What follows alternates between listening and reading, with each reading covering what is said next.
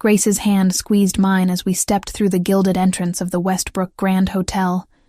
Crystal chandeliers cast fractured light across marble floors, and the sound of string quartet music floated through air, thick with expensive perfume and older money.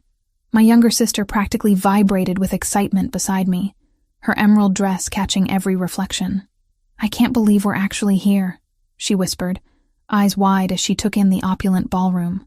At 22, Grace still had that bright-eyed optimism about events like these.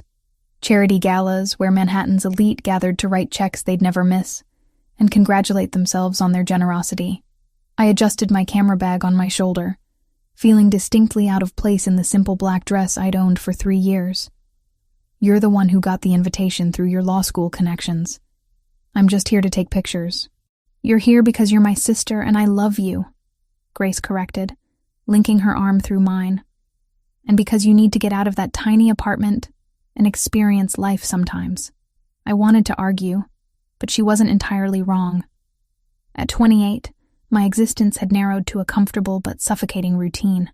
Freelance photography gigs, instant coffee, and nights spent editing photos in solitude.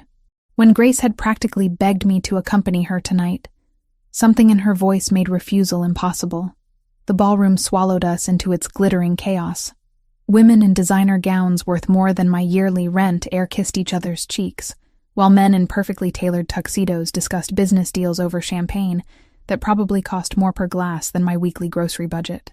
Grace drifted toward a group of her law school classmates near the bar, and I let her go, content to observe from the margins. I raised my camera, framing shots of the elaborate ice sculptures, the way candlelight played across expensive jewelry, the practiced smiles that never quite reached anyone's eyes. Through my viewfinder, life became manageable, reduced to composition and light. That's when I noticed the shift in the room's energy. Conversations didn't stop exactly, but they changed. Voices dropped half an octave. Bodies turned subtly toward the entrance. I lowered my camera and followed everyone's collective gaze. 6 men entered through the main doors with the kind of presence that demanded attention without asking for it. They moved as a unit, but one stood at the center, and even from across the crowded ballroom, he commanded the space like gravity itself bent around him. Tall, easily 6'2" or 6'3", with black hair swept back from a face that could have been carved from stone. Dark suit that probably cost more than my car, crisp white shirt, no tie. But it was his eyes that caught me, even at this distance, dark and assessing, scanning the room with the calculated precision of someone who saw everything and forgot nothing. A woman near me whispered to her companion, "Luca Pellegrini." I didn't know he'd be here. The name meant nothing to me, but the way she said it, like invoking something dangerous, made my skin prickle with awareness. I watched as he and his men moved through the crowd, which parted for them with choreographed precision. People greeted him with respectful nods, but no one stopped him. No one presumed familiarity. He acknowledged the greetings with bare politeness. His attention focused elsewhere. Focused, I realized with growing unease, in the direction where Grace stood with her classmates. I moved without thinking, weaving through clusters of guests, my camera forgotten against my hip. Something about the way those dark eyes had fixed on that part of the room triggered every protective instinct I possessed. Grace was laughing at something one of her friends had said, completely oblivious. Luca Pellegrini reached her group before I did. I was close enough now to see him properly. The sharp line of his jaw, the slight scar cutting across his chin that suggested a history involving violence. He moved with liquid confidence, positioning himself directly in Grace's line of sight. The 3 men standing near her tensed visibly at his approach. "Gentlemen," Pellegrini's voice was smooth, controlled, with an edge that promised consequences. "I didn't expect to find you here tonight." One of the men, baby-faced with slicked-back blonde hair, forced a smile. "Mr. Pellegrini, we were just discussing the legal aid program with these lovely ladies." Grace looked confused, glancing between them with her characteristic inability to sense danger.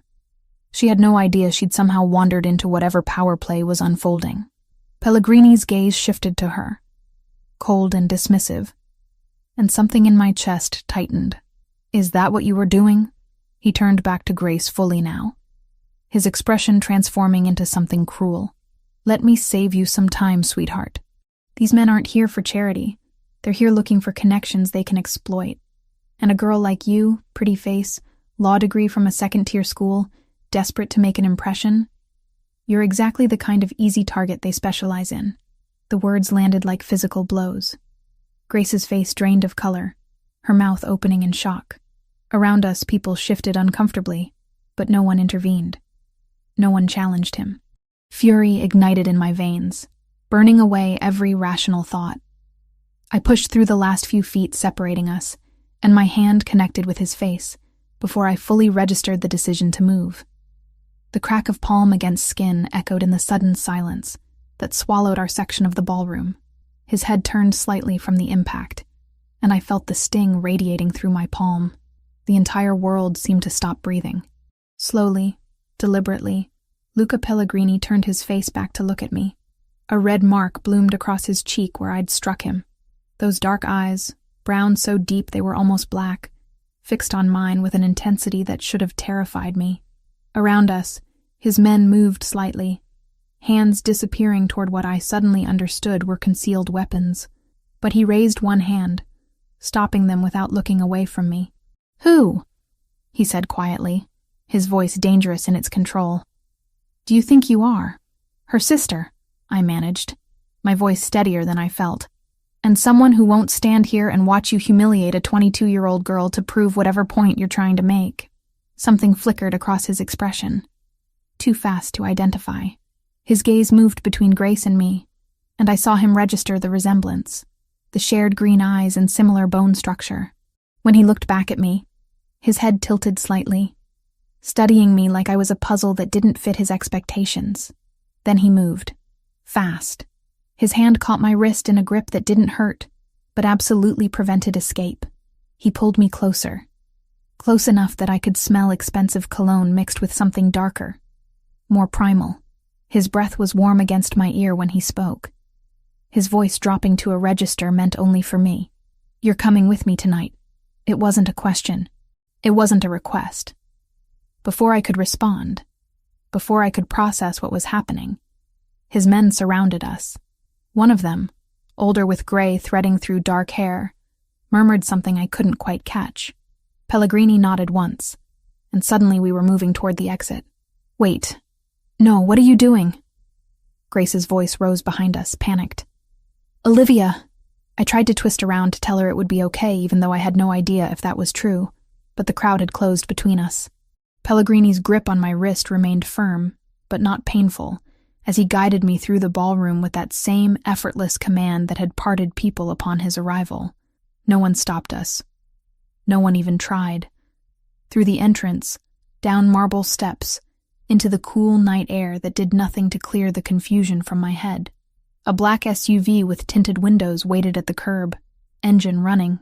The door opened, and Pellegrini's hand moved from my wrist to the small of my back, applying just enough pressure to guide me inside. Self-preservation finally caught up with adrenaline. I planted my feet, turning to face him. "I'm not getting in that car."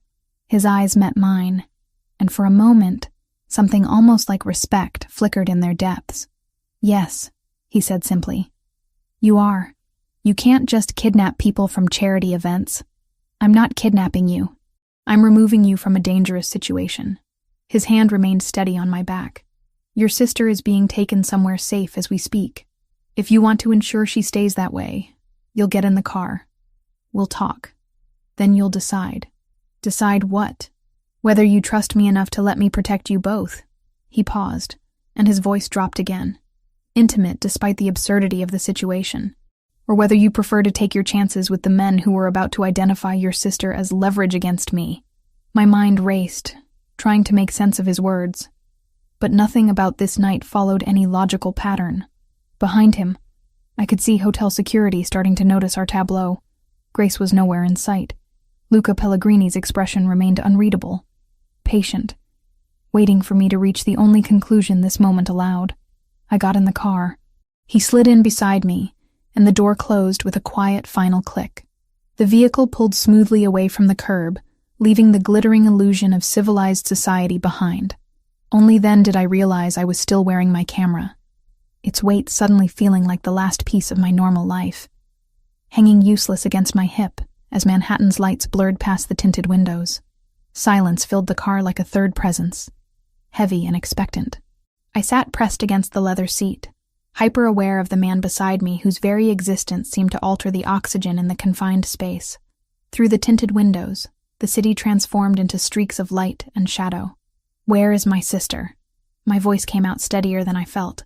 "You said she's somewhere safe. I want proof." Luca Pellegrini didn't look at me immediately. Instead, he pulled out his phone, tapped the screen twice, and held it toward me. A video feed showed Grace in what looked like a luxury apartment, sitting on a cream sofa while a woman in professional attire offered her water. Grace looked shaken but unharmed.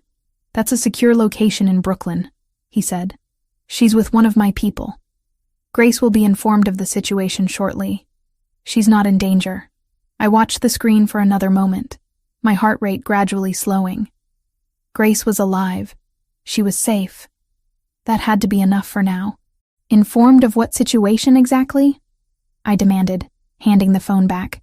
"You insulted her, dragged me out of a public event, and now we're speeding through Manhattan toward God knows where. That I saved both your lives tonight." He pocketed the phone and finally turned those intense dark eyes on me. Up close, I could see details I'd missed before, fine lines at the corners of his eyes that suggested he was older than his initial appearance. 34, maybe 35. The scar on his chin was precise, surgical. The men your sister was talking to work for Sergei Volkov, Russian organized crime. They were there specifically to identify potential leverage points against me. And you think my sister is leverage? She's a law student. She didn't matter, Pellegrini agreed. Until 3 weeks ago when she started researching a case for her criminal justice seminar, a human trafficking operation that was dismantled last year. She doesn't know it yet, but that operation had connections to Volkov's network. Her inquiries flagged in certain databases. The words hit me like cold water. Grace had mentioned a research project about legal precedents in organized crime prosecutions. I'd barely paid attention, too focused on a photography deadline to register potential danger. "You're saying they targeted her because of a school assignment?"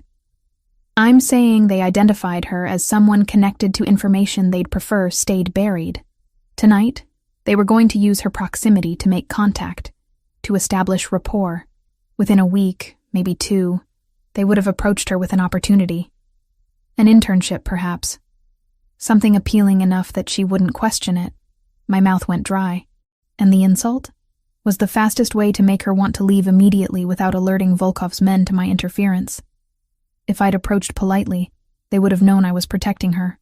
This way, she looked like an embarrassed young woman fleeing an unpleasant encounter. Forgettable. The logic was cold, calculated, and disturbingly sound.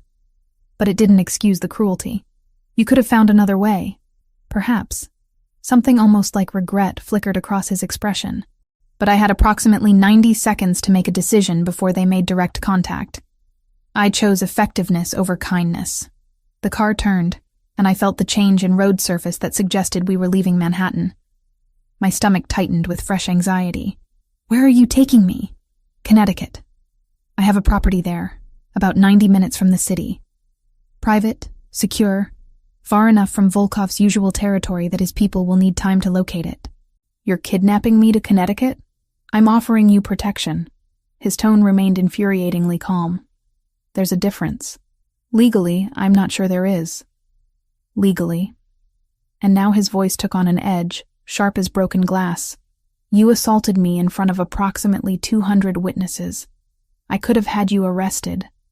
Instead, I'm ensuring you survive the next 2 weeks. 2 weeks. The timeline felt both impossibly long and terrifyingly short. What happens in 2 weeks? I finish negotiations that will significantly weaken Volkov's operation. Once the agreements are in place, once the power structure shifts, you and Grace become irrelevant to him. Not worth the risk. He shifted slightly, his shoulder nearly brushing mine. Until then, you need to be somewhere he can't reach you. And you think I'll just agree to this? No. The single word hung between us. I think you'll agree to something else entirely. The car slowed, merging onto what felt like a highway based on the smooth acceleration. The older man with gray hair drove, his eyes occasionally flicking to the rearview mirror. "What else?"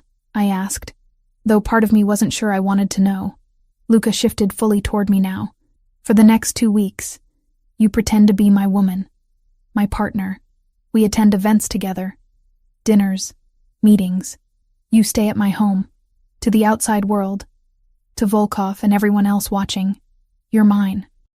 The word sent an involuntary shiver down my spine. "Why?" "Because it provides cover for Grace's protection. If Volkov believes I'm interested in you romantically, it explains why Grace is in a secure location, explains my sudden interference. He'll assume I'm motivated by personal interest rather than strategic intervention. It makes you both less suspicious. You want me to pretend to date you to protect my sister. I want you to pretend to be involved with me in a way that makes every other criminal organization in this city believe you're under my protection." His gaze held mine. "Grace will be safe in a monitored apartment. You will be with me, visible, playing a role. It's the best option available. And if I refuse, then I'll still protect Grace, because despite what you apparently think of me, I don't harm innocent people. But you'll be on your own, which means Volkov's people will find you within 48 hours. They'll use you to get to her, or to me, or both. Your choice." Through the window, I could see we were definitely out of the city now, trees replacing buildings. "You're telling me I have no choice at all. You have a choice." He leaned back, giving me marginally more space. "You can trust me enough to accept protection that will keep both of you alive. Or you can refuse and take your chances with men who traffic human beings for profit." Silence stretched between us, broken only by the hum of tires on asphalt. The driver murmured something in what might have been Italian. Luca responded briefly in the same language, his voice carrying authority. "If I agree," I said slowly, "I want guarantees. I want to see Grace regularly. I want proof she's safe. And I want your word that this ends in exactly 2 weeks." "Agreed." No hesitation. "You can visit Grace every few days, escorted. Video calls daily if you prefer. And yes, in 2 weeks, assuming the negotiations conclude as expected, you're both free to return to your normal lives." "How?" A ghost of a smile touched his mouth. "I'm very good at making people believe what I want them to believe." The car slowed, turning onto what felt like a private road. Trees pressed close on either side, their branches creating a canopy that blocked the moonlight. "We're almost there," the gray-haired man said from the front seat, speaking English for the first time. His voice carried a Mediterranean accent. Vincent already secured the perimeter. "Good." Luca's attention remained on me. "When we arrive, you'll be shown to a guest suite. Your belongings will be retrieved from your apartment tomorrow. Tonight, you rest. Tomorrow, we discuss specifics. Our arrangement." As if this were a business contract, rather than a bizarre convergence of violence and forced proximity. "I don't even know your first name," I said. "Luca." He extended his hand, formal despite everything. "Luca Pellegrini." "And you are?" "Olivia Hayes." I took his hand, expecting a brief shake. Instead, his fingers closed around mine with surprising warmth, holding the contact a moment longer than necessary. His thumb brushed across my knuckles. "Olivia." "Nah," he said my name like he was testing its weight. "For what it's worth, I regret the circumstances. But I don't regret keeping you alive." Before I could respond, the car emerged from the tree line, and a house materialized from the darkness, except house was inadequate. 3 stories of stone and glass, lit from within by warm light that spilled across manicured grounds. Security lights activated as we approached, illuminating a circular driveway. This was where Luca Pellegrini lived. This was where I would be staying for the next 2 weeks. The car stopped, and the driver opened the door. Cool night air rushed in, carrying the scent of earth and something floral. Luca exited first, then offered me his hand. I stared at it for a moment. At this man who'd disrupted my entire existence in a single evening, who claimed to be saving my life while dragging me into a world I didn't understand. Then I placed my hand in his, and let him help me out of the car. Whatever happened next, whatever this arrangement entailed, I'd agreed to it. For Grace. To keep her safe. That had to be enough. Morning arrived with unwelcome brightness. sunlight streaming through floor-to-ceiling windows I hadn't bothered to cover before collapsing into the massive bed sometime after 2. The guest suite was larger than my entire apartment, all cream and silver tones, with furniture that probably cost more than I made in 6 months. I'd barely slept, my mind replaying the previous night. Every time I closed my eyes, I saw Grace's face draining of color, felt the impact of my palm against Luca's cheek, heard his voice promising possession. A soft knock interrupted my thoughts. Before I could respond, a woman in her 50s with kind eyes stepped inside carrying a tray. "Good morning, Miss Hayes. I'm Maria, Mr. Pellegrini's housekeeper. I've brought breakfast." Her accent was faint. "He asked me to inform you that he'll be working in his office this morning, but expects you for lunch at noon." Expects, not invites. Expects.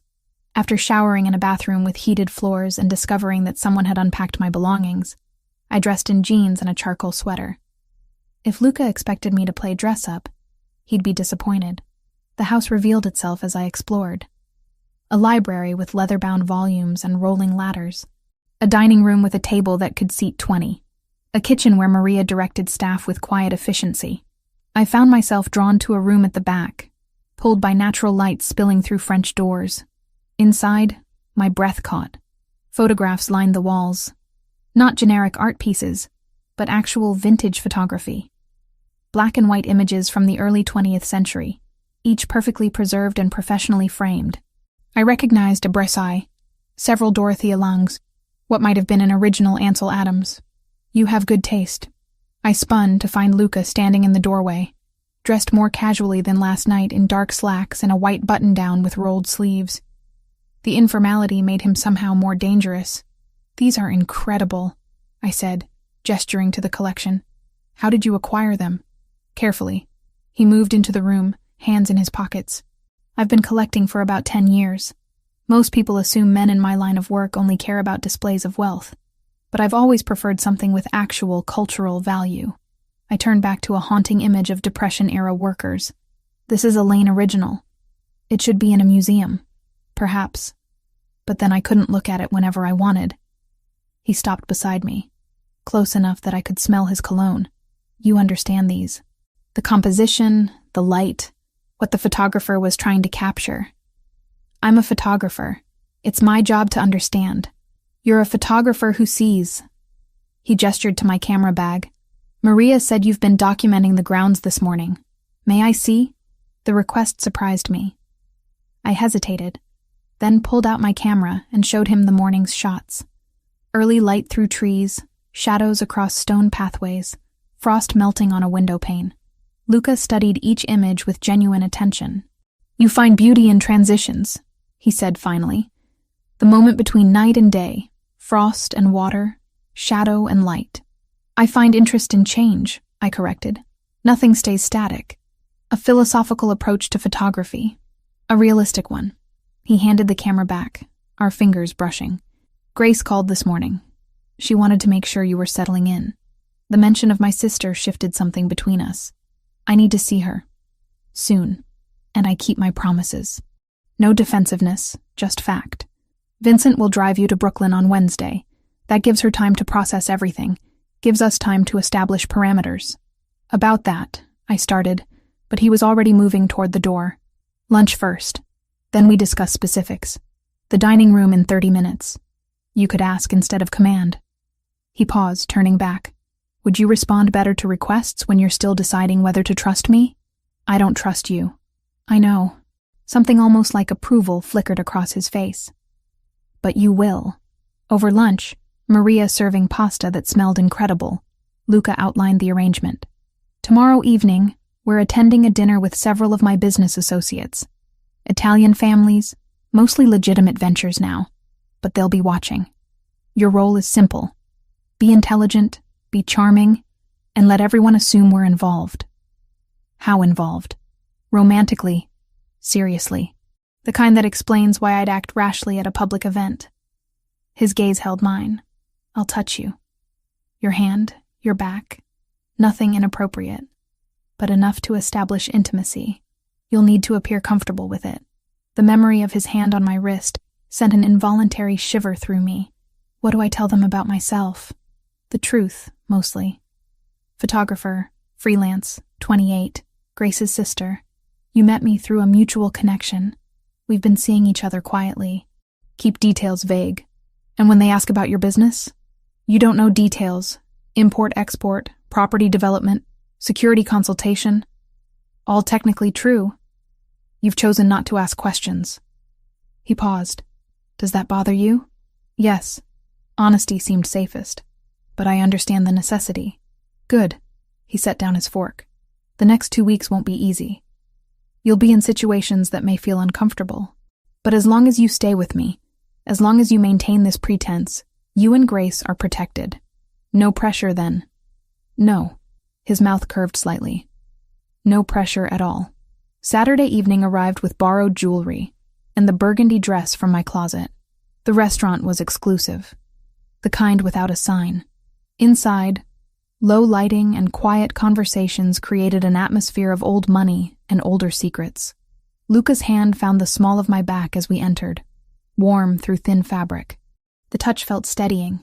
Remember, he murmured near my ear. You chose to be here. You chose me. We entered a private room where 8 people waited, their conversations stopping. I felt their assessment like physical weight, every eye cataloging my presence. Luca's fingers splayed wider against my back, possessive and protective. Gentlemen, he said smoothly, accent slightly more pronounced. Ladies, allow me to introduce Olivia Hayes. The evening blurred into names and faces, careful conversations, and subtle power plays. But through it all, Luca remained constant at my side, his hand on my shoulder, his fingers brushing mine. Small touches that rewired something fundamental in my understanding of personal space. By the time we returned to the car past midnight, exhaustion had settled into my bones. You did well, Luca said. No one questioned us. Good. I leaned my head against the cool window. I'm not sure I could do that again tomorrow. You won't have to. Tomorrow you rest. Sunday, I spent photographing the grounds. Grace called, her voice stronger, telling me the Brooklyn apartment was nice, that the security team was professional but unobtrusive. We talked for an hour about everything except the danger we were in. Monday, Luca was locked in his office on calls. I avoided him, not ready to process how easily his touch had started to feel normal. Tuesday morning, I woke with restless energy. Vincent informed me we'd leave for Brooklyn after lunch. I was in the photography gallery reviewing shots when the sound reached me. Sharp cracks. Unmistakable. Gunfire. My blood turned to ice. Footsteps pounded down the hallway. The door burst open, and Luca filled the frame, no longer the controlled collector, but something harder. Dangerous. Get down, he ordered, crossing the room. Now. Before I could move, an explosion shattered windows. Glass erupted inward and I felt myself hit the floor, something heavy covering me. Luca, his body shielding mine, his weight pressing me into the hardwood while chaos erupted overhead. Stay down, he growled against my ear. Don't move. More gunfire. Shouting in Italian. The sound of vehicles outside. Luca's hand covered the back of my head, holding me down, while his other hand appeared with a weapon I hadn't known he was carrying. His entire body was tense, coiled, ready. Then, as quickly as it started, silence fell. Boss, Vincent's voice from the doorway. Perimeter secure. 3 vehicles. Volkov's people. They're retreating. Luca didn't move immediately. His breathing was controlled but rapid against my ear, his body still covering mine like a shield. Finally, slowly, he lifted himself enough to look down at me. Are you hurt? I shook my head, unable to form words. Glass glittered in his dark hair, and a thin cut bled along his jaw, but his eyes were focused entirely on me. Good. He stood, offering his hand. Come on. We need to move you to the secure room until Vincent confirms they're gone. I took his hand and let him pull me up. My legs shook. Around us, the photography gallery was destroyed. Windows shattered. Vintage images damaged by flying glass and debris. Something in my chest tightened looking at the destruction. Luca's hand found my face, turning my attention from the ruined room to him. This, he said quietly, intensely, is why you're here. This is what I'm protecting you from. And next time, they won't just be testing our defenses. His thumb brushed across my cheekbone, and I realized I was trembling.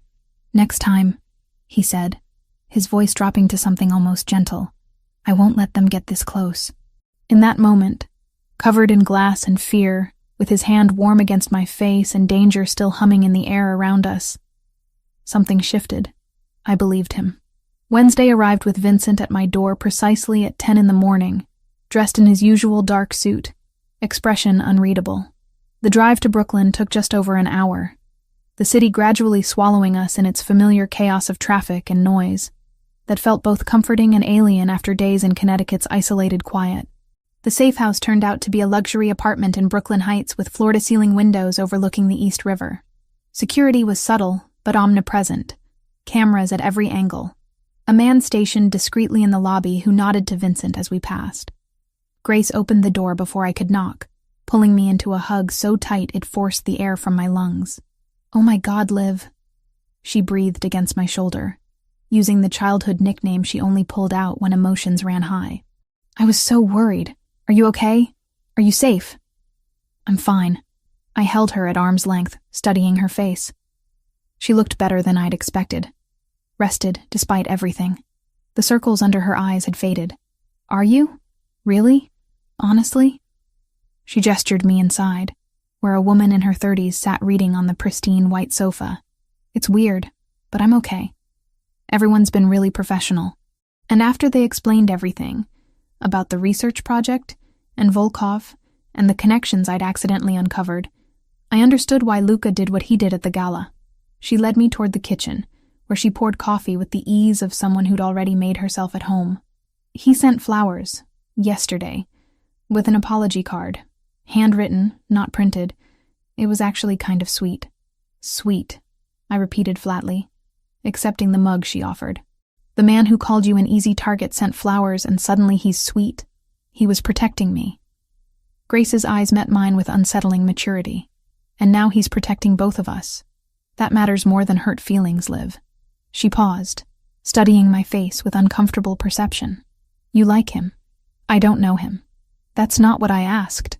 She leaned against the counter, cradling her coffee mug. The way you said his name just now. The way your expression changed when I mentioned the flowers. You like him. The situation is complicated, so that's a yes.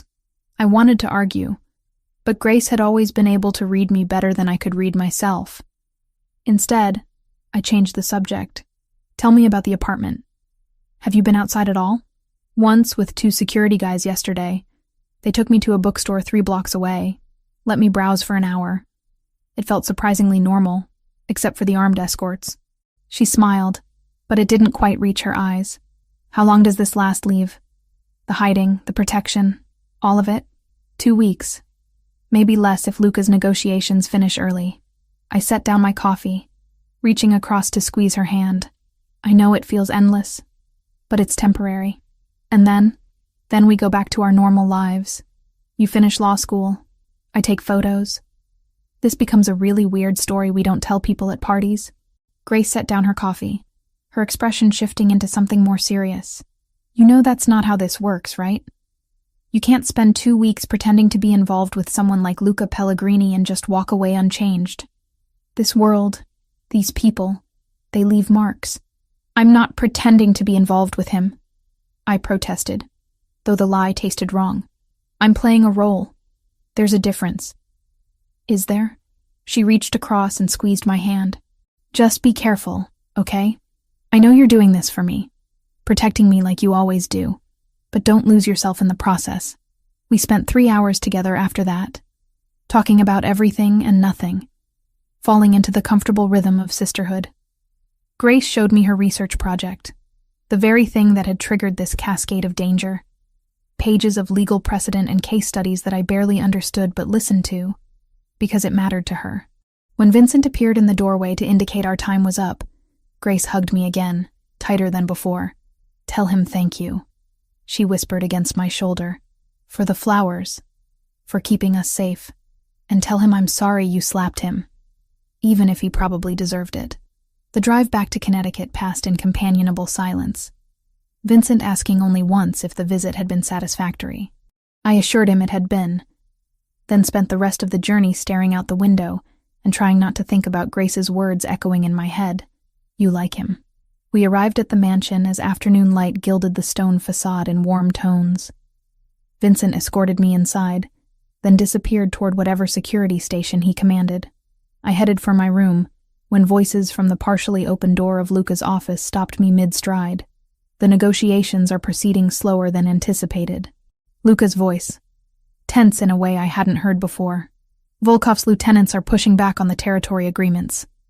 They want more concessions. Then we give them less. A voice I didn't recognize, male, older, forced their hand. And risk open war? With Olivia and her sister exposed? Luca's tone sharpened. Not acceptable. A pause. Then the older voice again, softer now. You've gotten attached. I've gotten responsible. There's a difference. Is there? The same question Grace had asked, applied to different context. I should have kept walking, but my feet refused to move. She's under my protection, Luca said firmly. That means something. It means she's leverage if Volkov figures out she's more than a convenient fiction. Then we make sure he doesn't figure it out. A chair scraped against floor. Tomorrow night's dinner with the Castroviani family is crucial. If we can secure their alliance, Volkov's position weakens significantly. Olivia will be with me. And after? When the 2 weeks end and she leaves? Silence stretched so long I thought perhaps they'd moved to a different topic. Then Luca spoke again, his voice barely audible. Then she leaves. I should have walked away then. Instead, I knocked lightly on the doorframe, pushing the door open fully. Luca stood behind his massive desk, looking up as I entered. The other man, older with silver hair and sharp eyes, sat in one of the leather chairs, assessing me with calculating precision. Olivia. Luca's expression shifted, professional mask sliding into place. How was your sister? Better than expected, actually. I stepped inside. She asked me to thank you for the flowers. It was the least I could do after traumatizing her at a charity gala. He gestured to the other man. This is Giovanni Castroviani. His family controls shipping operations throughout the Northeast. Giovanni, Olivia Hayes. The photographer, Giovanni said, standing to shake my hand with old-world courtesy. Luca mentioned your work. You have an exhibition in Soho scheduled, I understand? I blinked, surprised. Eventually. It's still in planning stages. My daughter is a gallery owner in Manhattan. Giovanni offered. She might be interested in reviewing your portfolio. I don't need charity networking, I said before I could stop myself. Both men looked at me with surprise. I appreciate the thought, truly, but I'd prefer my work stand on its own merit. Giovanni's laugh was unexpected, warm and genuine. She has spine. Good. Too many people in our circles forget how to say no. He turned to Luca with approval. I see why you keep her close. After Giovanni departed with promises to continue negotiations at tomorrow's dinner, Luca and I stood in the suddenly quiet office, afternoon light slanting through tall windows. You didn't have to decline his daughter's contact, Luca said finally. It wasn't charity. Your work is genuinely exceptional. How would you know? You've seen maybe 6 photos total. I've seen enough. He moved from behind his desk, closing the distance between us. And I've spent 10 years learning to recognize quality when I encounter it.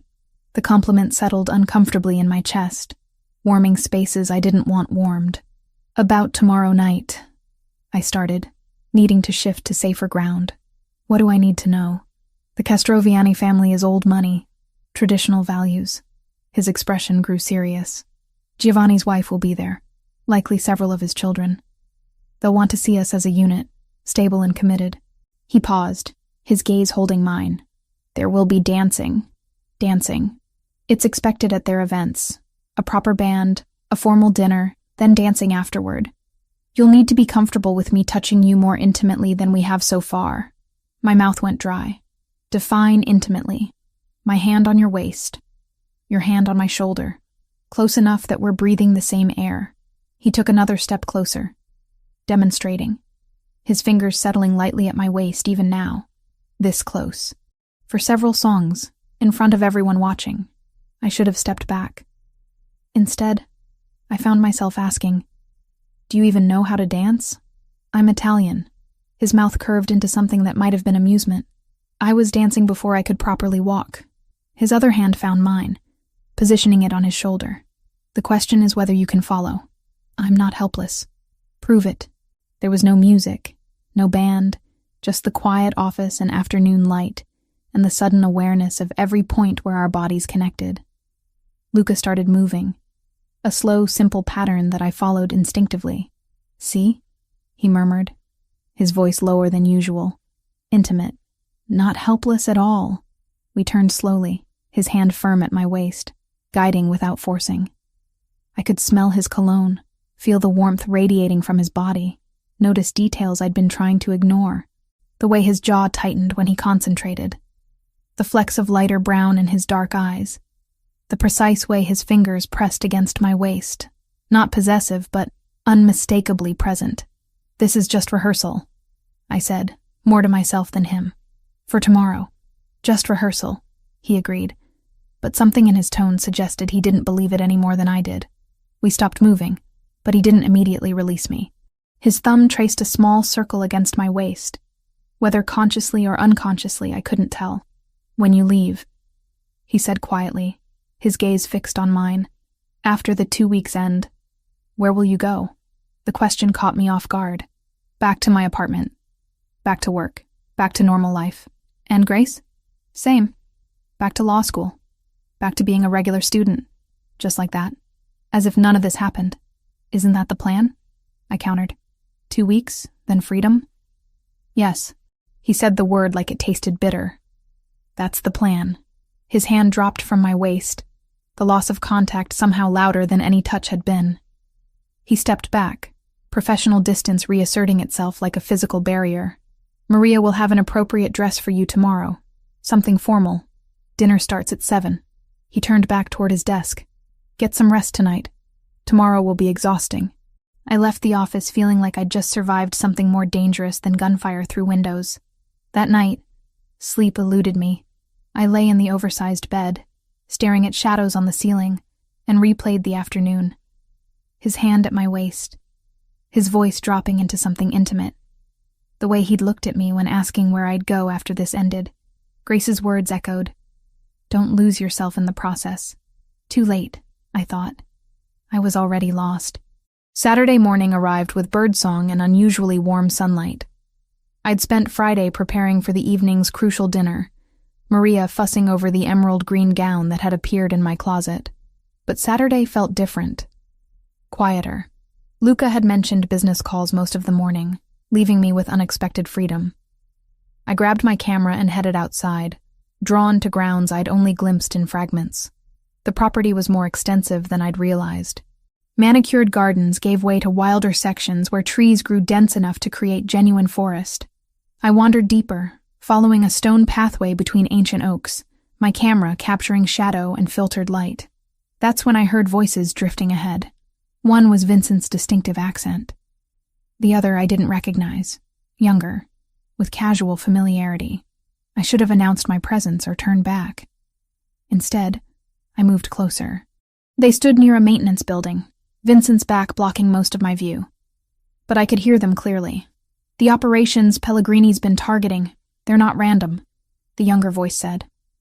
"Volkov's entire network is built on trafficking routes through the port. Luke has been systematically dismantling them, piece by piece, for 3 years now. And you know this how?" Vincent's tone carried warning. "Because I've been tracking the financial flows. Following money reveals intent." A pause. "He's not just protecting those women. He's obsessed with stopping what happened to Sophia." Sophia. The name landed like a stone in still water. "His sister's disappearance is not your concern," Vincent said, voice dropping to something dangerous. "And if I find out you've been discussing family matters with anyone outside this property, we'll have a very different conversation. I'm just saying, if the Hayes woman knew what he was really fighting for, she might understand better. Or she might realize exactly how deep this war goes and decide she wants no part of it." Vincent shifted. "Either way, it's not your information to share." "Understood. Understood." I backed away slowly, heart hammering. Sophia. His sister. the name Vincent had mentioned in context of disappearance and obsession, and 3 years of systematic revenge. I found myself in the library, drawn to the computer terminal. My fingers hovered before typing, Sofia Pellegrini missing. The results were sparse, but devastating. A 17-year-old girl, last seen leaving her private school in Manhattan 11 years ago. Presumed runaway initially, though the family maintained she'd been taken. No body ever found. Investigation officially still open, but effectively cold. The photo showed a girl with Luca's dark eyes and sharp cheekbones, her smile bright with innocence. Find what you were looking for? I spun. Luca stood in the doorway, expression unreadable, dressed casually in jeans and a black sweater that made him look younger, more vulnerable. I didn't mean to pry. I started, but he waved it off. It's not exactly classified. Anyone with an internet connection can find the basics. He moved into the room but didn't come closer. What you won't find is that my father died of a heart attack 8 months after she vanished. That my mother still sets a place for Sofia at family dinners. That I was 23 years old when I became head of this family, because there was no one else left.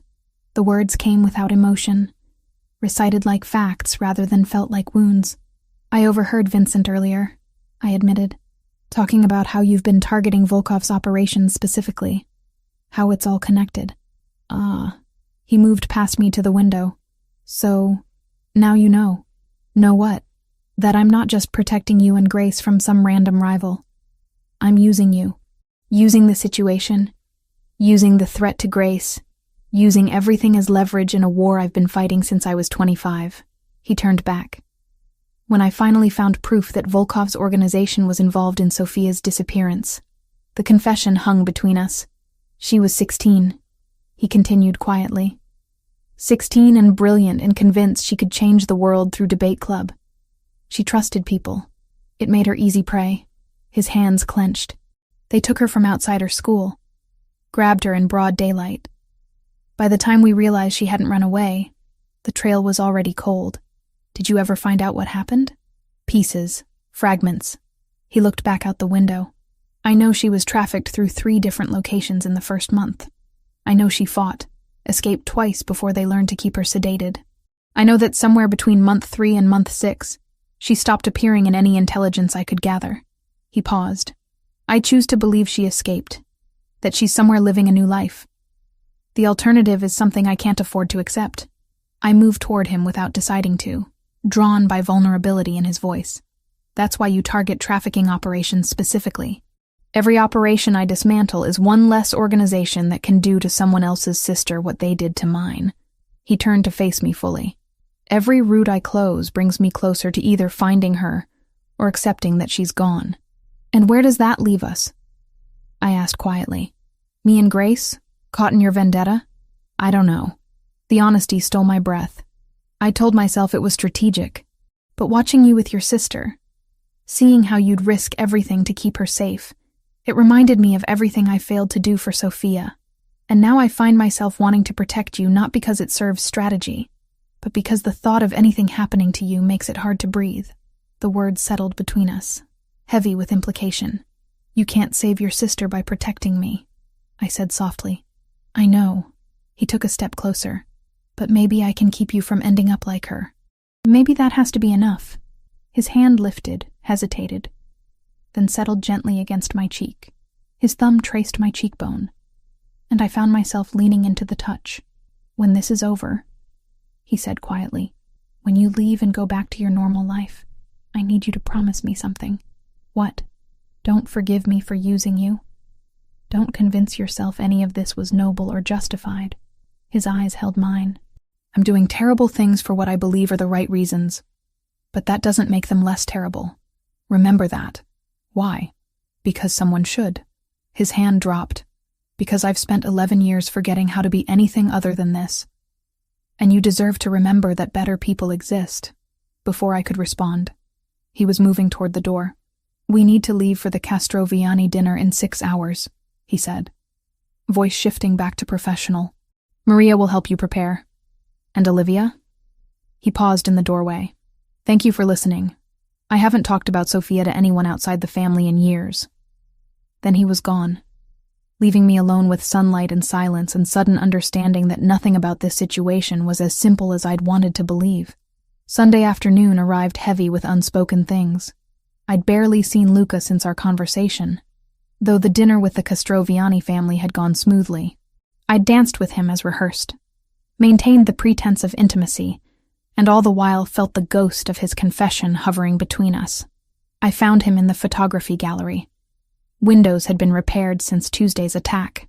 He stood before one of the Dorothea Lange images, back to me. "She looks like Sophia," he said without turning. "The woman in this photograph. Same fierce determination. Sophia had that. This absolute certainty that she could fix anything if she just tried hard enough." I moved beside him.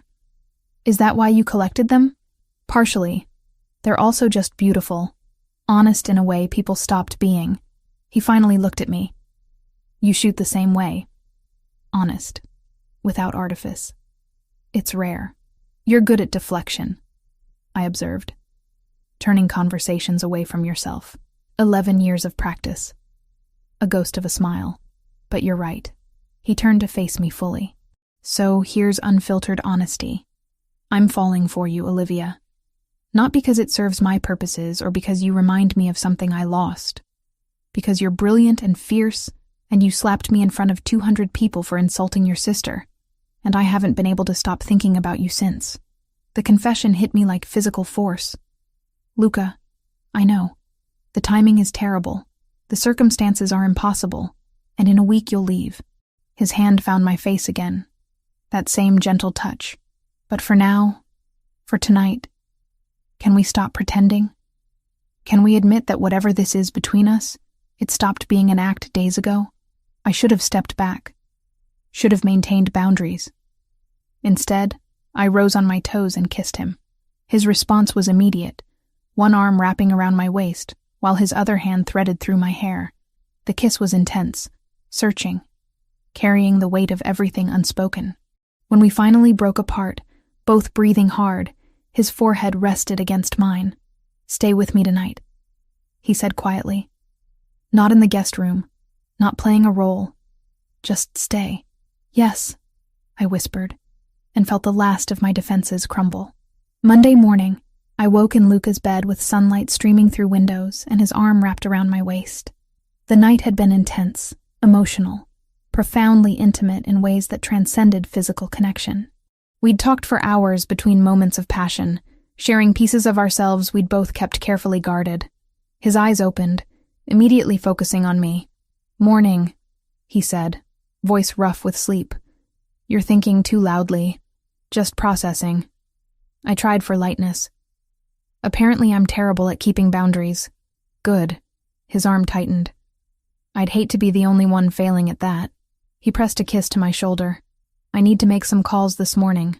"Stay here? We'll have breakfast together after?" 2 hours later, dressed and caffeinated, I was reviewing photos when my phone rang. Grace's number. "Hey," I answered, smiling despite everything. "Liv." Her voice was wrong. Tight, controlled, terrified. "Liv, listen carefully. There's someone here who wants to talk to you." Ice flooded my veins. "Grace?" The phone rustled, changed hands. Then a voice I didn't recognize. Male, accented. "Miss Hayes." How lovely to finally speak directly. "Who is this?" "Where's my sister?"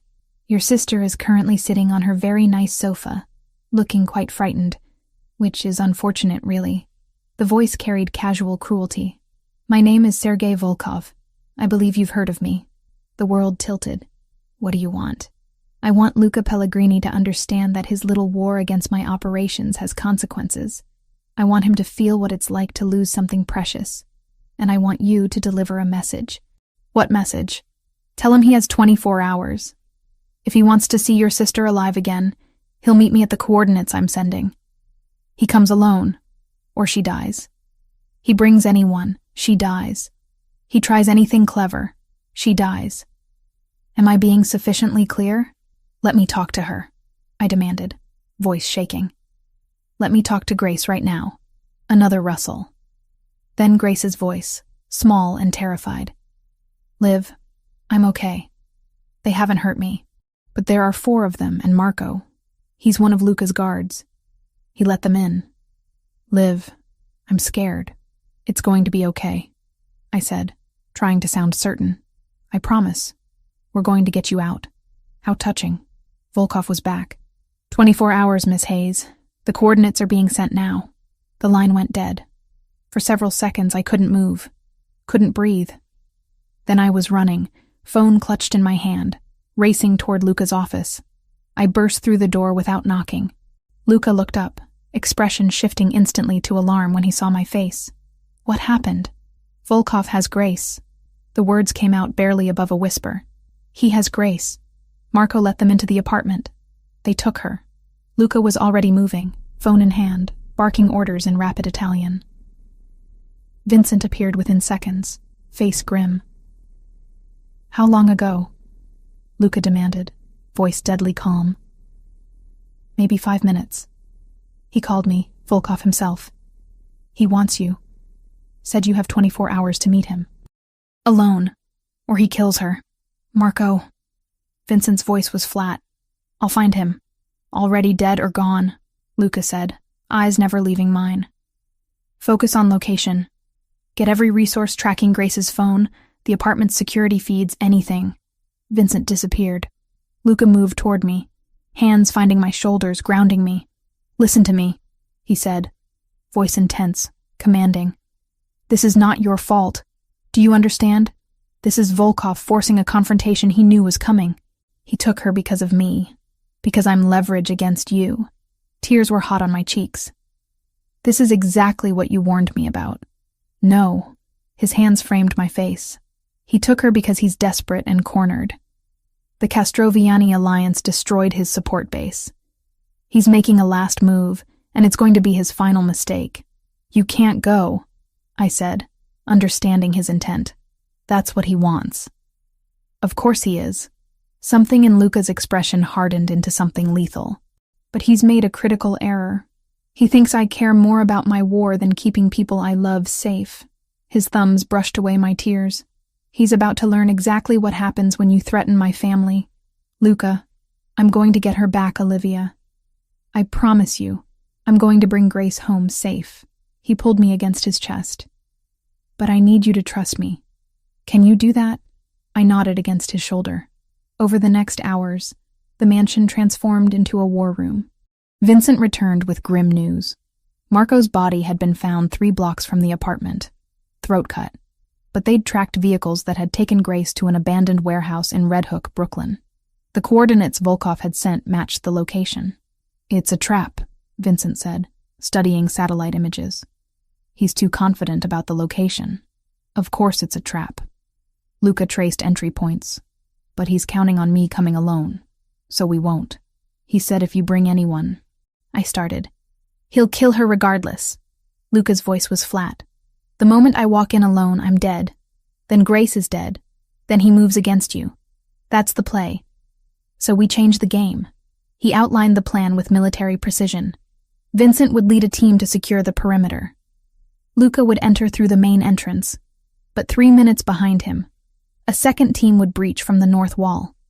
Fast, violent, overwhelming force. You're still walking into a kill box, I said quietly. 3 minutes is a long time. His eyes met mine. I've survived worse odds. He took my hand. I've spent 11 years preparing for this confrontation. Every move I've made, it's all been leading to this moment. I'm not going to fail now. By early evening, the team was ready. 14 men, all Vincent's most trusted. Luca dressed in dark tactical gear, checking weapons with practiced efficiency. I watched from the doorway, memorizing details. The way his hands moved with confidence. The set of his shoulders carrying command. The brief moment when his gaze found mine, and something vulnerable flickered before he locked it down. He crossed to me, spoke quietly. If this goes wrong, if I don't make it back, Vincent has instructions to protect you and Grace. New identities, new city, enough money to disappear completely. You'll be safe. Don't. I grabbed his tactical vest. Don't talk like you're not coming back. I plan to. His hand covered mine. But plans change, and you need to know you're protected either way. He leaned down, pressed his forehead to mine. I love you. I need you to know that. Whatever happens tonight, I love you. The words hit me like physical impact. Luca, you don't have to say anything. His lips brushed mine, brief and devastating. Just remember. Then he was moving away, toward Vincent and the team, toward vehicles waiting, toward whatever violence awaited. I stood frozen, watching taillights disappear, and prayed to gods I didn't believe in that he'd keep his promise. Time crawled. I sat in Luca's office, staring at my phone. Maria brought tea I didn't drink. My phone buzzed. Text from Vincent. In position. 60 seconds. Another eternity. Then, breach in 3, 2, 1. Silence stretched like pulled wire. Finally, secured. Grace safe. Coming home. I collapsed back, shaking. Grace was safe, but nothing about the message said Luca was okay. 20 minutes passed before my phone rang. Vincent's number. Tell me, I said. Grace is unharmed. Minor cuts and bruises, mostly traumatized but physically okay. We're en route. ETA 40 minutes. And Luca? A pause that made my heart stop. Injured. He took a bullet during the breach. Left shoulder, through and through.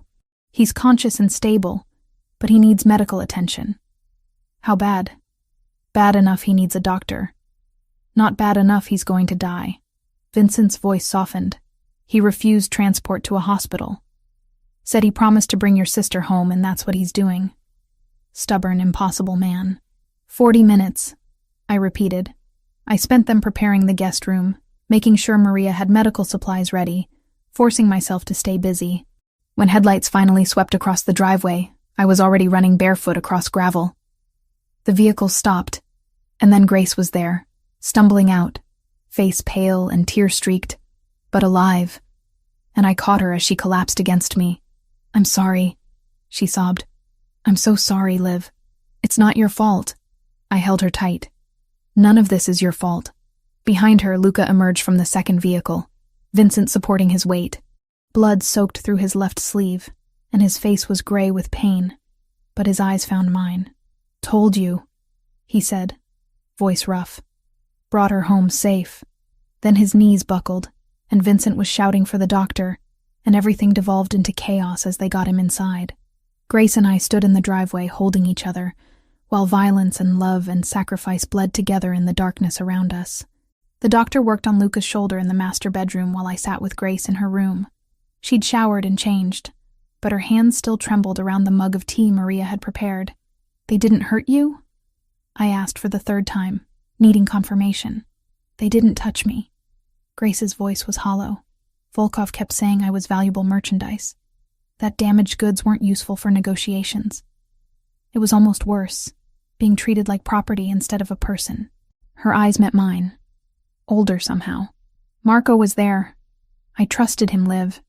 He'd been protecting me for days, and then he just let them in, handed me over like it was nothing. I'm sorry. I pulled her against me. I'm so sorry this happened. It's not your fault. It's not even Luca's fault. She pulled back, wiping her eyes. It's just what happens in this world. People use other people, and violence is always beneath the surface. She looked toward the door. Is he going to be okay? The doctor said the bullet went clean through. Tissue damage, but nothing critical. I tried to sound confident. He'll recover. He saved my life. Grace's voice dropped to barely above a whisper. When they breached, Volkov tried to use me as a shield. Luca didn't hesitate. He took the shot that was meant for me. The words hit me like a fist. He what? Volkov had a gun to my head. Told Luca to drop his weapon or he'd shoot me. And Luca looked right at me and said, "Close your eyes." Then he moved so fast. Pushed me down, and the bullet that should have hit me caught his shoulder instead. Tears spilled over. He almost died protecting me. And I don't even know him. Why would he do that? Because he loves your sister. Came a voice from the doorway. Vincent stood there, looking exhausted. And because he knows what it's like to lose a sister, he won't let it happen to someone else. Grace and I both stared at him. Sophia, I said quietly, and Vincent nodded. 11 years ago, she was 16 and someone's sister, and she was taken. And Luca couldn't save her. He's been trying to make up for that failure ever since. Vincent's expression softened. When he met you too, saw how you protected each other, it reminded him of everything he lost. He wasn't going to let history repeat. Where is he now? I asked, already standing. Doctor's finishing up. He's asking for you. Vincent looked at Grace. You should rest. Security's been tripled. Grace nodded. I squeezed her hand once more, then followed Vincent down the corridor. Luca sat on the edge of the bed, bare-chested except for fresh bandages wrapping his left shoulder. The doctor was packing up his bag. Luca looked at me. Out, he said to the doctor. Vincent, you too. Give us the room. They left. Then it was just us.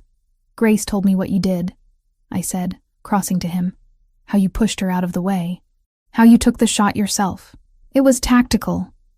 His eyes wouldn't quite meet mine. Moving her created an opening for my team. Don't. I knelt in front of him. Don't pretend it was just strategy when we both know you could have died. But I didn't. His hand found my face. I kept my promise. I brought her home. You also said you loved me right before you walked into a situation where you fully expected to die. My voice cracked. Did you mean it? I meant it. No hesitation. I've been falling for you since the moment you slapped me. And I love you now with everything I have left that's capable of love. His hand moved to my neck, pulling me closer. But loving me means living in constant danger. It means nights like tonight. I can't ask you to accept that. You're not asking. I covered his hand. I'm choosing. There's a difference. Olivia, I love you too. The words came easily. I love you despite everything I know I should feel. Despite every rational argument against it. I leaned my forehead against his. But maybe I needed to lose who I was to find out who I could be. His kiss was gentle, careful of his injury, but no less intense. When we broke apart, both breathing harder, his eyes were darker. The war with Volkov is over, he said quietly. He's dead. His lieutenants scattered. The networks he controlled are being dismantled. His hand tightened. But that doesn't mean the danger disappears. There will always be another rival, another threat. I know. And you're still choosing this? Yes. I pulled back to look at him properly. But I'm also choosing to ask you to change. Not who you are, but what you do. The operations, the wars, the constant cycle. It has to stop somewhere. He was quiet, studying my face. What are you suggesting? I'm suggesting you've spent 11 years fighting a war for Sophia. Maybe it's time to start building something for her instead. Something that would make her proud, rather than something that avenges her. I don't know how to do that. The admission cost him. This is all I've been for so long. Then learn. I stood, pulling him gently to his feet. The Castroviani Alliance, the legitimate businesses, the resources you have, use them for something other than destruction. Build schools, fund programs for trafficking survivors, create the world Sophia deserved. You make it sound simple. It won't be. It'll probably be harder than anything you've done before. I wrapped my arms carefully around his waist. But you won't be doing it alone. His good arm pulled me close. We stood like that for a long time, two people holding each other in the aftermath of violence and the uncertain promise of something better. 3 days after the warehouse, I found Luca in his office, not behind his desk, but standing at the window. There's someone here to see us, I said from the doorway. Both of us.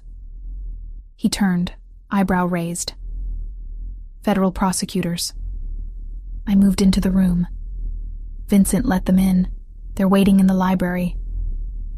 The prosecutors were professional and direct. They laid out their case. Testimony against 3 remaining crime families in exchange for immunity for Luca on specific charges. You'd be providing information on financial structures, territorial agreements, operational hierarchies, the male prosecutor explained. Nothing that would compromise legitimate business interests. In exchange, you receive immunity from prosecution and federal protection during trials. And after?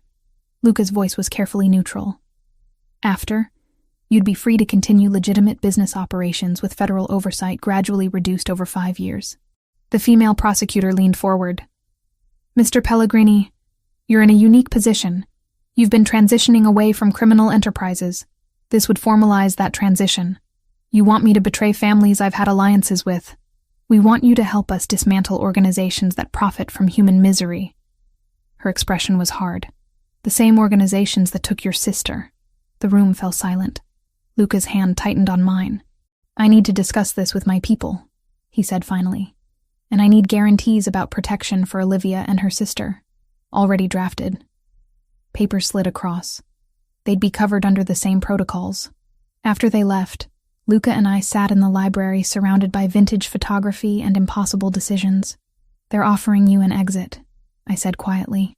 A way out that doesn't end in prison or violence. They're offering me a chance to become an informant. He stood, pacing. The families I'd be testifying against. Some have been allies. People who profit from the same trafficking networks that took Sophia. He stopped. Back to me. You think I should take the deal? I think you should consider it. I moved behind him. Not because it's easy, but because it's an opportunity to actually change things. To use everything you know to prevent what happened to your sister from happening to anyone else. And if I refuse, then I'll still love you. I waited until he turned. But I'll also leave, because I can't watch you destroy yourself fighting a war that has no end. And I can't build a life in constant fear. The ultimatum hung between us. That's not fair, he said quietly. No, I agreed. It's not. But neither is asking me to accept a life where violence is inevitable. I stepped closer. I'm asking you to choose us. Choose the possibility of something better. Choose to believe Sophia would want you to build rather than destroy. His hand covered mine, pressing it against his heartbeat. For a long moment, he was silent.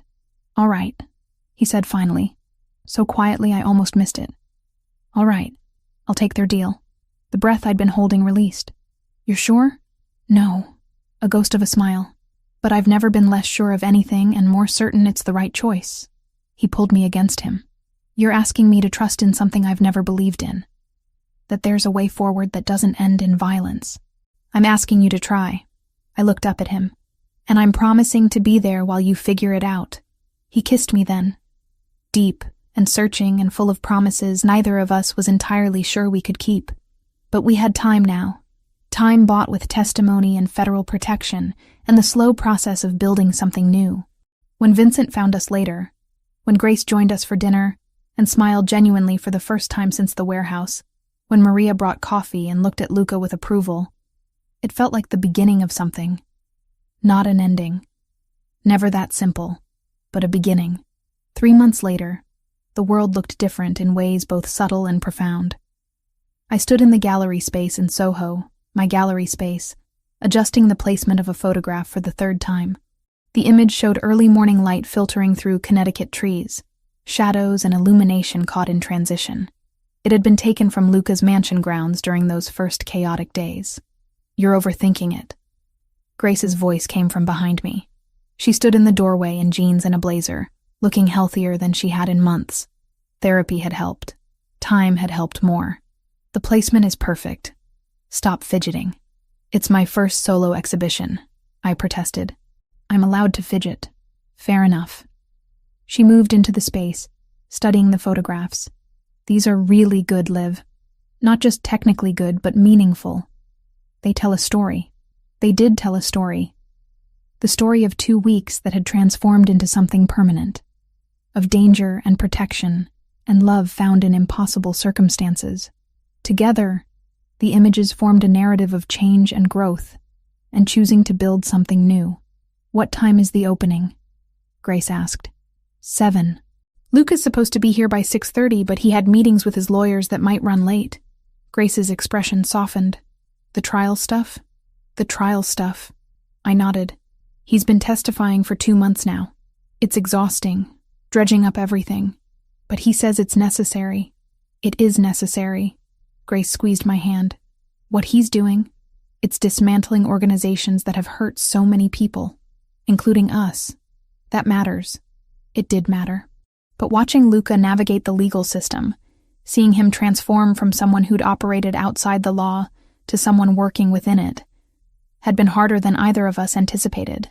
The legitimate businesses were thriving, property development and security consultation firms completely above board. But letting go of the rest had required courage I was still learning to appreciate. The gallery door chimed. Vincent entered, looking uncomfortable in civilian clothes. Behind him came Maria, beaming with pride, and then Luca. He'd changed over these months. Still commanded any room he entered, still carried that liquid confidence. But something had softened around the edges. The constant vigilance had eased. He looked like someone who'd finally allowed himself to believe in peace. Our eyes met across the gallery, and his expression transformed into something warm and genuine, reserved only for me. He crossed the space and pulled me into his arms.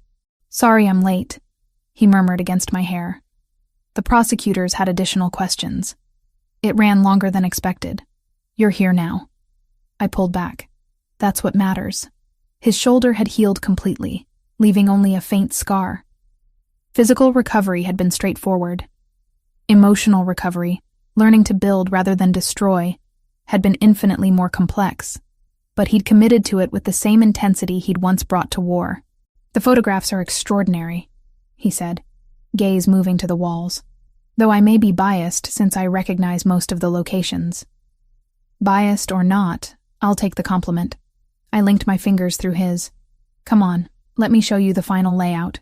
We moved through the gallery together, my voice explaining compositional choices while he listened with genuine attention. Grace and Vincent trailed behind. Maria claimed a spot near the entrance. "This one?" Luca stopped before a photograph I'd taken the morning after the warehouse rescue. It showed his office in dawn light, papers scattered. "This feels vulnerable in a way I'm not sure I'm comfortable displaying." "Good." I squeezed his hand. "Vulnerability means it's honest. And you promised you'd try being honest instead of controlled." "I'm discovering honest is significantly more uncomfortable." But he smiled when he said it. People began arriving shortly after 7. Gallery owners and critics, photographers I'd admired, friends, strangers. The space filled with conversation and wine. Giovanni Castroviani appeared with his daughter Bella, the gallery owner who'd reached out months ago. She'd taken genuine interest in my work, and her professional support had been instrumental. "Your eye for transitional moments is remarkable," Bella said, studying a series of images.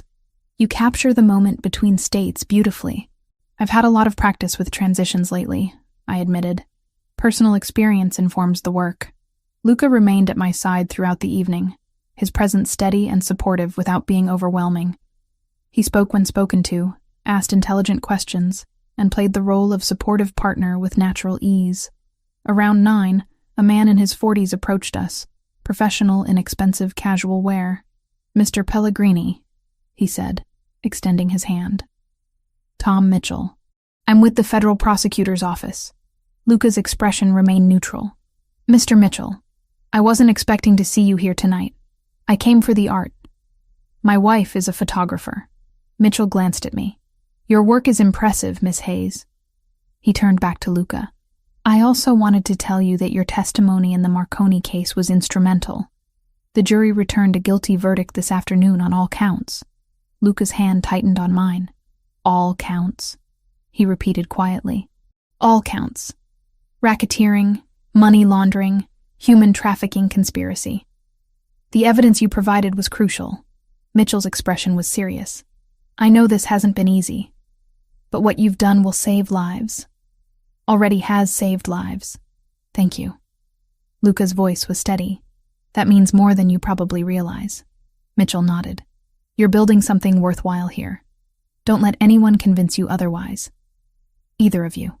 After he moved away, Luca stood very still. Then he exhaled slowly, tension bleeding away. "All counts," he said quietly. "That's 3 major trafficking networks dismantled in 2 months. 3 networks that can't hurt anyone else," I said. 3 networks that can't do to someone else's sister what they did to Sophia." His arm wrapped around my waist. 3 months ago, I couldn't have imagined this. Standing in an art gallery, hearing that testimony actually mattered. His voice dropped, believing there was a path forward that didn't end in violence. And now? I looked up at him. "Now I'm starting to believe." His lips brushed my head. "You asked me to choose us, to choose building instead of destroying. I'm still learning, but I'm starting to believe it's possible. Across the room, Grace was talking with Bella about her upcoming internship at a legal aid clinic focused on trafficking survivors. She'd transformed fear into purpose. Vincent stood near the door. Maria chatted with guests. This strange, unconventional family we'd built from chaos. The evening wore on. Wine flowed, business cards exchanged, photographs sold. As the crowd thinned around 11, Luca pulled me aside. "I have something for you," he said, reaching into his pocket. What emerged was a small box that made my heart stutter. "Luca, it's not what you're thinking." He opened it to reveal not a ring but a key, antique and ornate. "Remember the photography gallery at the mansion?" I nodded. "There's space above the library that could be converted into a proper studio. Natural light, room for a dark room, storage for equipment." His thumb traced the key. "I thought if you wanted, it could be yours. Your space to create. No strings, no expectations, just a place that's entirely yours in a house that's become ours." The implications hit me. Not just a studio, but a future, a commitment, a life being built together. "You're asking me to move in," I said, barely above a whisper. "I'm offering you a space that's yours." He corrected gently. "Whether full-time or part-time or keep your apartment too, that's up to you. But I wanted you to know there's a place for you. Always. Not as a guest, but as someone who belongs." I took the key from his palm, felt the weight of it, the promise it represented. "Yes," I said, meeting his eyes.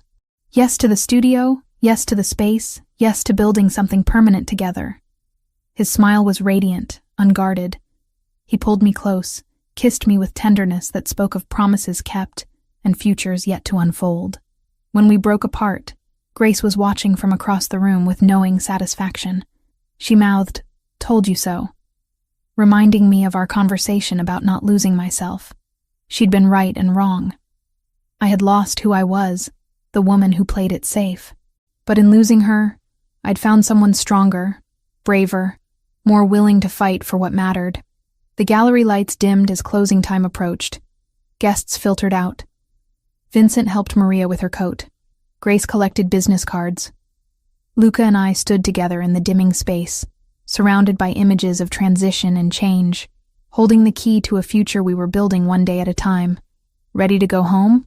he asked, voice warm with implications. I looked around the gallery once more, at the physical manifestation of everything we'd survived and built, then back at the man who'd disrupted my entire existence 3 months ago. "Yes," I said, linking my fingers through his. "Let's go home." And as we stepped out into the New York night, city lights reflecting off rain-slick streets, I realized that sometimes the best stories began not with safety and certainty, but with taking a risk, making a choice, and trusting that whatever came next would be worth the leap. 3 months ago, I'd slapped a Mafia boss at a charity gala. Tonight, I walked beside him into a future we were building together, one honest moment at a time.